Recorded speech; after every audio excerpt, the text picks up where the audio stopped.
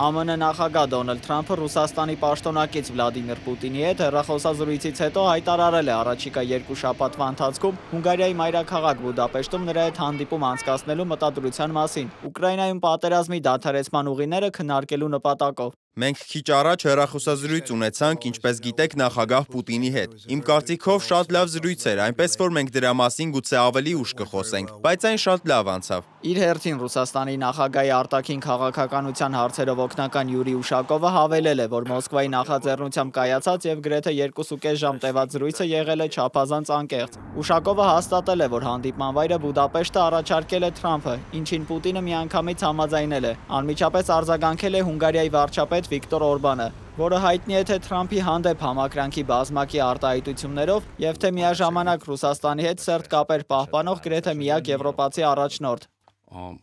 Իրականում, եթե լավ մտածենք, ուրիշ տարբերակ էլ չկար։ Եթե նրանք ուզում էին հանդիպումը կազմակերպել Եվրոպայում, ապա պետք է հիշել, որ ռուս-ուկրաինական պատերազմը հենց Եվրոպայում է տեղի ունենում։ Եվ երբ նայում ես քարտեզին եւ ղեկավարներին, միանգամից հասկանալի է դառնում, որ այսօր Բուդապեշտը գործնականում միակ տեղն է Եվրոպայում, որտեղ կարելի է նման հանդիպում անցկացնել։ Հեռախոսազրույցի ընթացքում ըստ Կրեմլի ներկայացուցչի Պուտինը Թրամփին ներկայացրել է ռազմաճակատում տիրող իրավիճակի իր գնահատականը, ընդգծելով, որ ռուսական զորքերը ռազմավարական նախաձեռնությունն իրենց ձեռքում են պահում։ Բնականաբար քննարկվել է նաև վերջին օրերին ռուս-ամերիկյան հարաբերությունների համար ծանր փորձանք դարձած ամերիկյան Թոմահաուք թևավոր հրթիռների Ուկրաինա հնարավոր մատակարարման հարցը։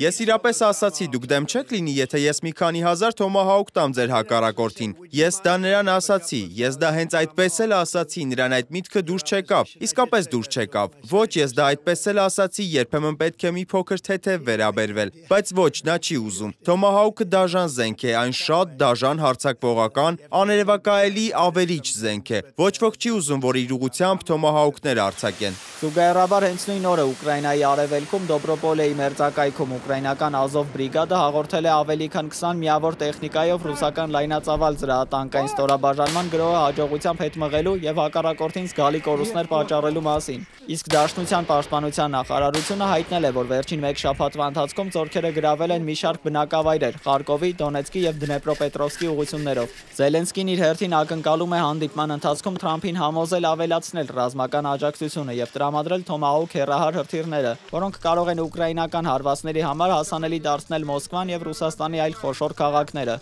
Կիևում հույս ունեն, որ Թրամփը կկենտրոնանա Ուկրաինայում խաղաղություն հաստատելու իր ջանքերի վրա, այդպիսով ամրապնդելով իր խաղաղարարի կերպարը։ Ըստ ամենայնի, ռուսական կողմը Թրամփի հետ հարաբերությունների կարգավորման ուղիներ է գտնում։ Դա վկայում է Սպիտակ տան ղեկավարի հայտարարությունը, որ նա արել է Պուտինի հետ հեռախոսազրույցից հետո, ընդգծելով պատերազմի ավարտից հետո երկու երկրների միջև առևտրատնտեսական համագործակցության մեծ ներուժը։ Դավիթ Գենջոյան, Reopen Media։